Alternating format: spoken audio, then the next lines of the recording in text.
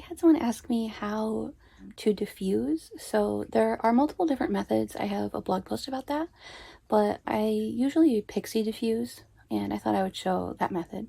You take your blow dryer with a diffuser, and then you just scoop your hair up from the bottom when Pixie diffusing.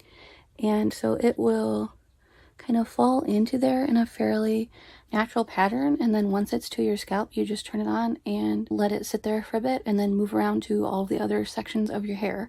I like to do mine kind of in front left, front right, back left, and back right quarters to kind of make sure I get it fairly even, but yeah, it's really just that simple. I don't know that you can tell by looking at it, but I have diffused this front section now, and so I'm going to move on to the other sections of my head. I diffused for about 3 minutes.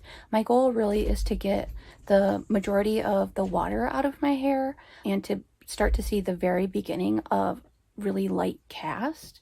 And I want to move around to my whole head doing that so that it kind of sets my style before it taking too long on any one section. Like if I were to diffuse this side all the way dry, then the side over here would get stretched out from being so like heavy from all the water being in it for so long.